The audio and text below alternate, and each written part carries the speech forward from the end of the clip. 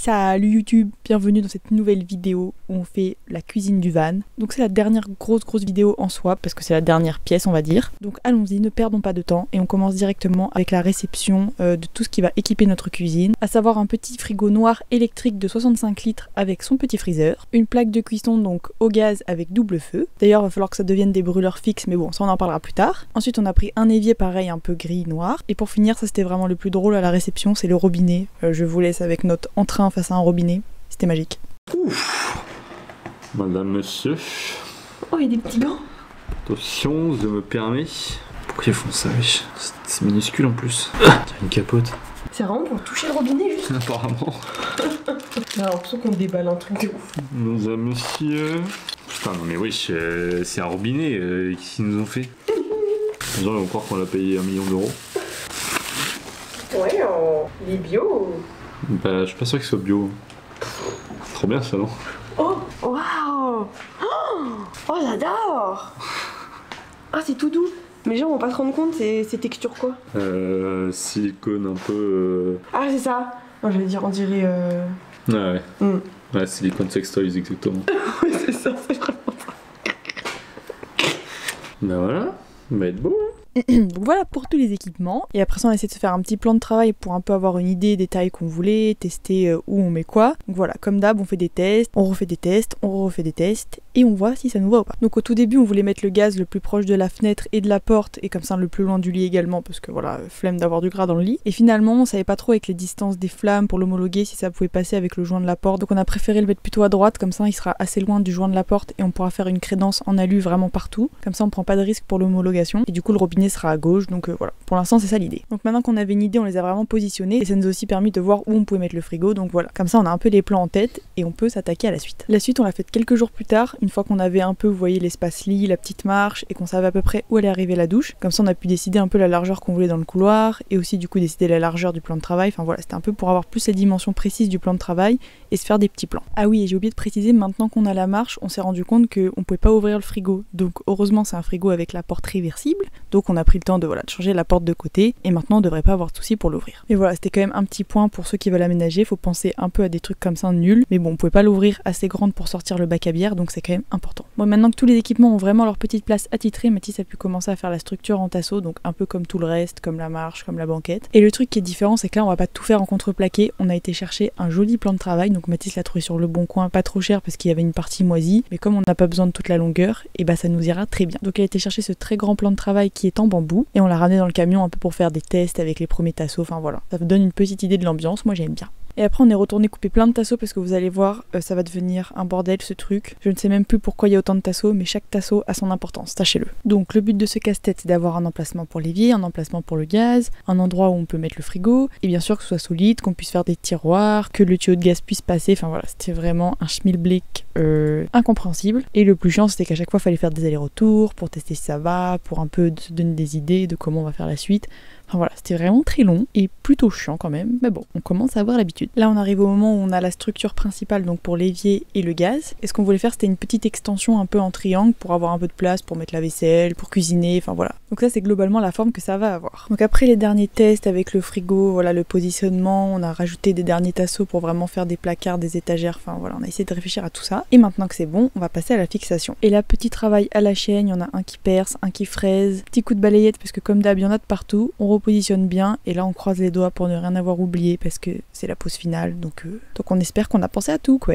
Et comme je suis quelqu'un d'investi et que je veux que vous voyez tout dans les moindres détails, voilà, je vous ai filmé le positionnement des vis. Puis je me dis que c'est pas très intéressant finalement, donc on va peut-être passer à la suite. Et ça sera plus intéressant, c'est le plan de travail parce que là aussi c'était un peu des galères. Première étape, on l'a découpé en longueur déjà parce qu'il était beaucoup trop long. Donc en gros il va s'arrêter pile poil au lit et il ira jusqu'au bout de la structure, hein, logique. Deuxième étape, et celle-ci elle était plutôt galère. En gros on a une forme, un moment où c'est pas droit, on est obligé de faire un petit creux parce que voilà c'est la forme un peu de la porte. C'est même pas vraiment la forme de la porte, c'est avant la porte, enfin bref il y a une excroissance on va dire. Et du coup on devait prendre la bonne forme pour que ça fasse joli. On a pris cet ustensile qui paraît bien mais en vrai n'est pas si bien parce que ça prend bien la forme mais de manière assez grossière donc c'était pas très précis donc fallait un peu retravailler et tout. Et voilà, après plusieurs essais, je crois qu'on en a fait 2, 3, 4 avant de trouver le bon, on avait à peu près le bon gabarit qu'on a pu reporter. Et là c'était un peu caca culotte parce qu'on n'a qu'un plan de travail, donc il ne faut pas faire n'importe quoi. Mais bon, Mathis est trop fort, donc ça va, ça s'est bien passé. Du coup on a pu tester le plan de travail avec ce petit creux et ça tombe pile poil, donc c'est franchement bien, on est content. En plus de ça, on avait calculé pour que ça arrive pile poil sur le rebord de la fenêtre à la même hauteur, donc ça c'est bien, et aussi pour que ça arrive pile poil au niveau du lit. Ensuite pour les découpes qui restaient, fallait qu'on se projette un peu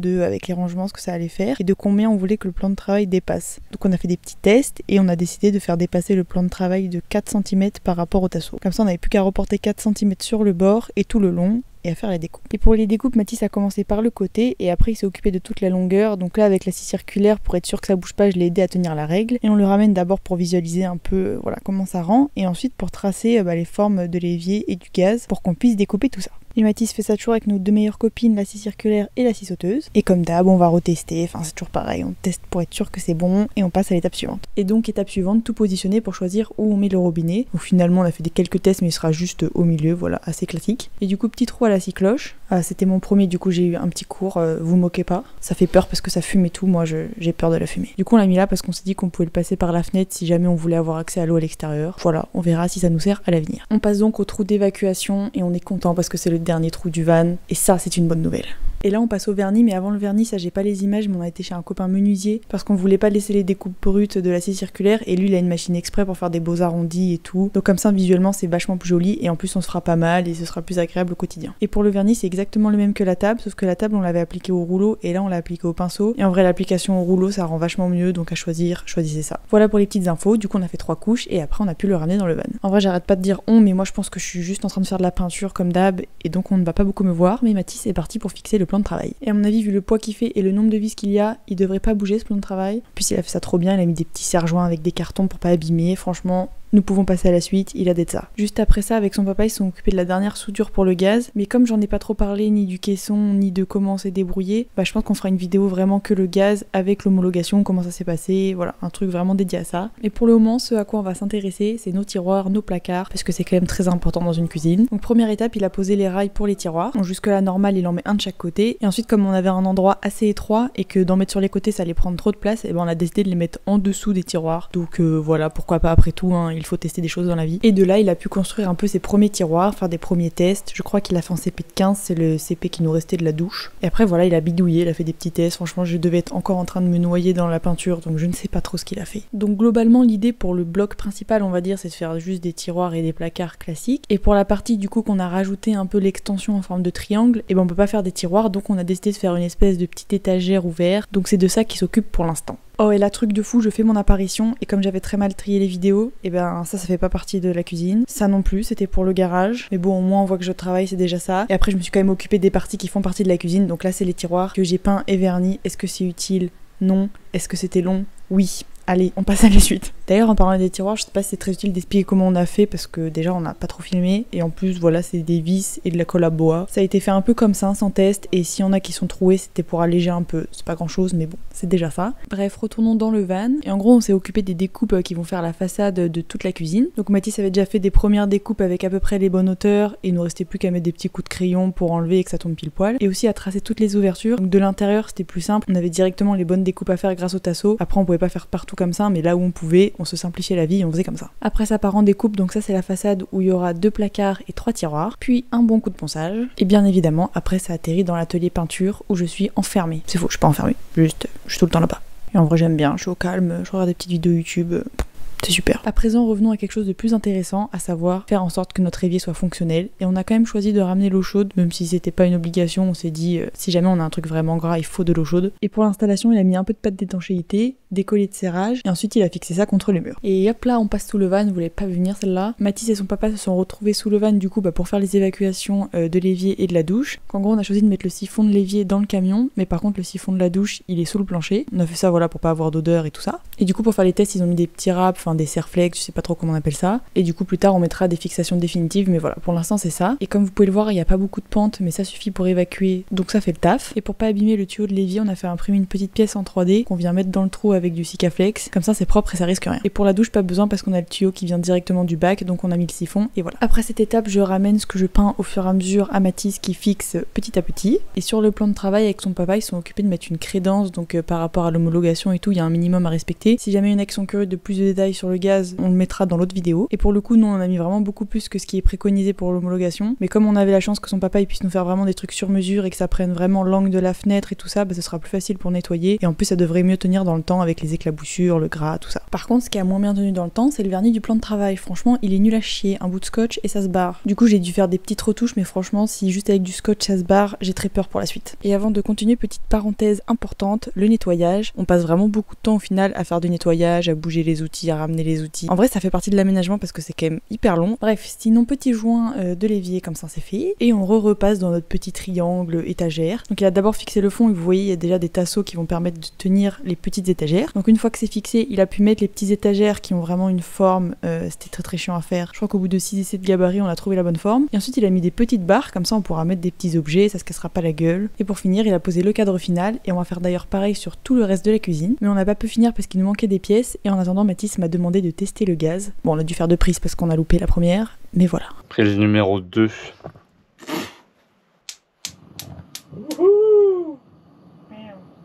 Fin de la séquence émotion, maintenant on passe au frigo parce qu'il faut le fixer. Et en gros, je savais pas, mais le constructeur il fait exprès de faire des trous où tu peux mettre des vis par l'intérieur. Un peu perturbant de passer à travers son frigo, mais bon, c'est fait pour ça. Et par sécurité, Mathis a refait quand même des petits joints parce qu'on est jamais trop sûr quoi. Et voilà, le petit frigo est à sa place. Ensuite, on repart fixer les petits cadres de la cuisine parce qu'ils sont enfin prêts. Donc évidemment, on avait testé, on avait bien fait les découpes parce que ça s'emboîte pile poil. Et maintenant qu'on a toute la structure, on va pouvoir passer au placard, au tiroir. Donc c'est parti, on commence par les tiroirs. Et au début, ça s'annonce assez compliqué. Je reçois des instructions un peu bancales. Il faut qu'il soit au milieu de l'épaisseur de ce contreplaqué là. Et il faut qu'on mette ça en œuf de ça.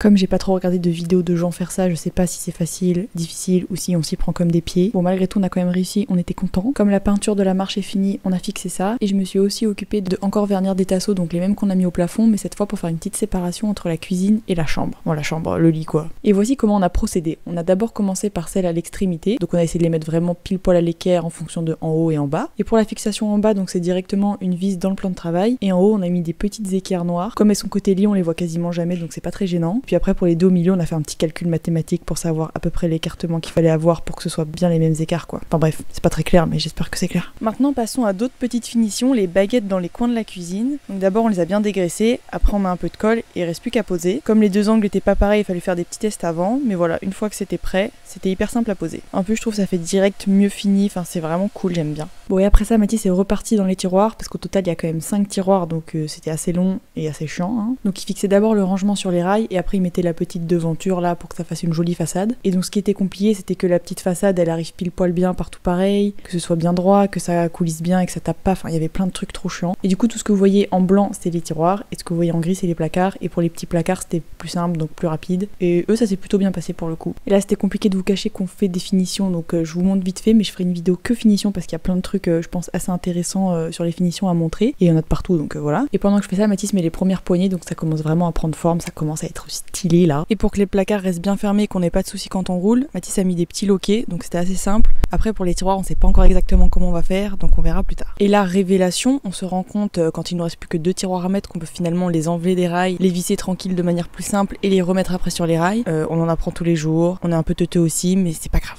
Bon et avant les dernières finitions on a encore fait du ménage et en plus le problème c'est qu'au moment de mettre les poignées, les aimants pour que ça ferme et tout on n'a rien filmé parce qu'on était vraiment trop à la bourre. Donc voici des petits plans de la cuisine finie. Wow. Franchement pour une cuisine de van elle est bien, moi je la trouve stylée. Donc en gros comme j'ai dit tout à l'heure tout ce qui est en blanc c'est des tiroirs et les petits trucs gris c'est les placards. On a le petit frigo, on a déjà tout rempli et dans la marche j'ai pas montré mais en gros elle se lève et il y a des petits trucs dedans. Pour les placards donc c'est des petits loquets et pour les tiroirs c'est des petits aimants qu'on a mis de partout comme ça bouge pas quand on roule. Voilà pour les petites explications. Et c'est tout pour aujourd'hui, je pense que c'est déjà assez long. Prochaine petite vidéo je pense sur les finitions, peut-être aussi la déco, tout ça. Et bientôt le van tour en fait. Et oui. Allez bisous.